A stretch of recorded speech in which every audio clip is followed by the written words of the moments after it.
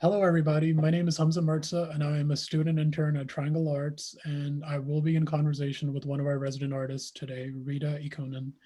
And her art consists of memory, myth, imagination, and all of this sort of interconnects with our natural environment and the natural world. So I'll pass it off to you now. How are you doing today? I am doing just fine, thank you. I have a nice little heater at the studio, so it's very cozy.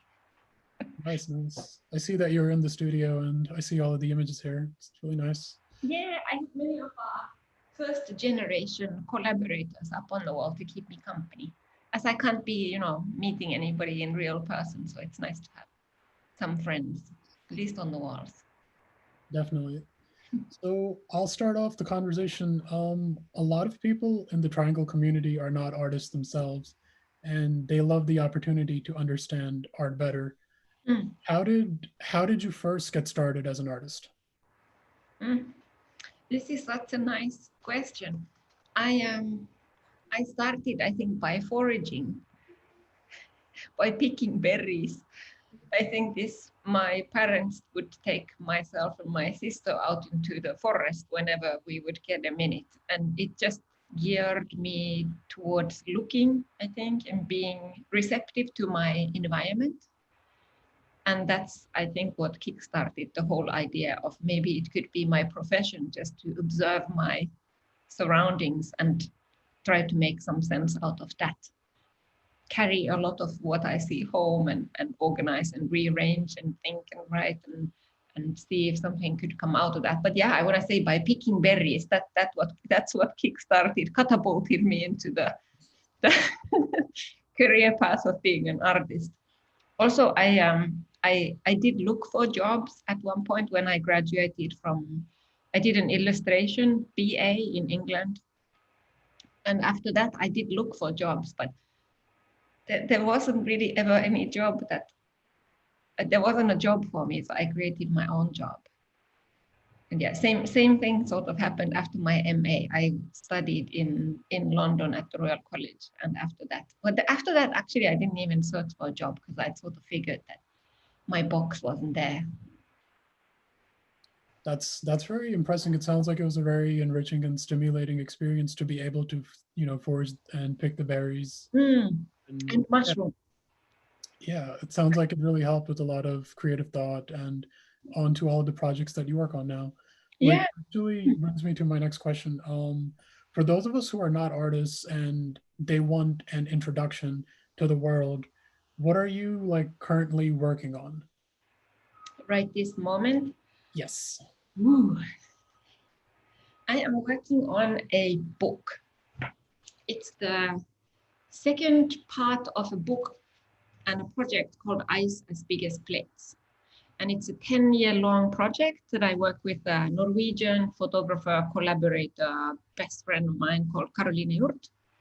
And I am here at the Triangle Studios working on the text mainly and the covers for the second Isis Because Volume 2.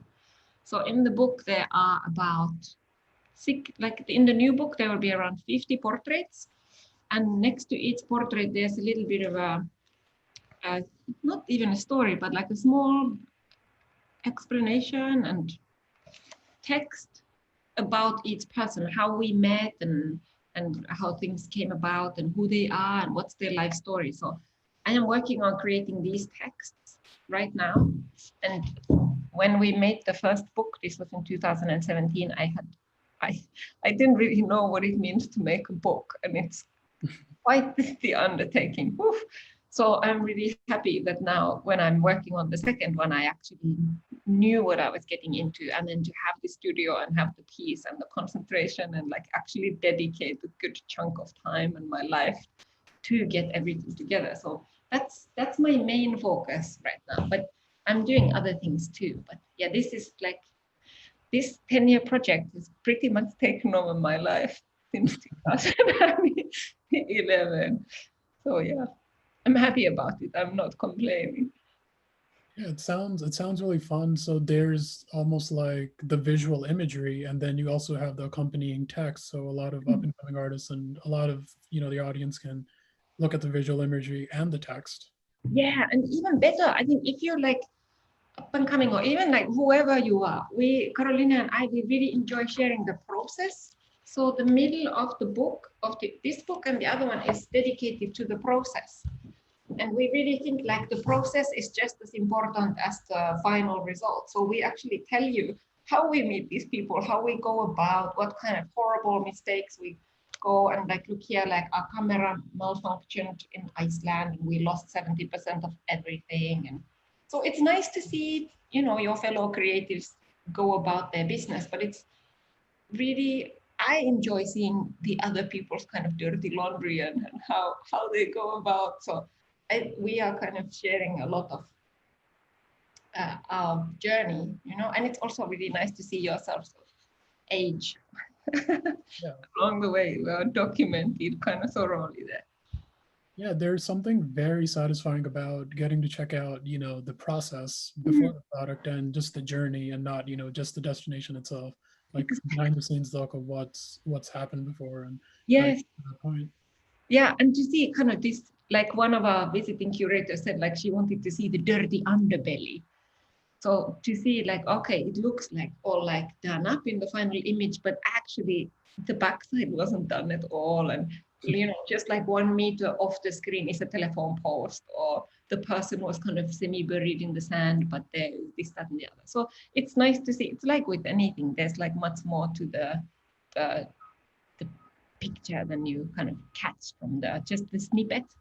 So yeah, books are amazing for that way, how you can kind of thread 10 years into two covers.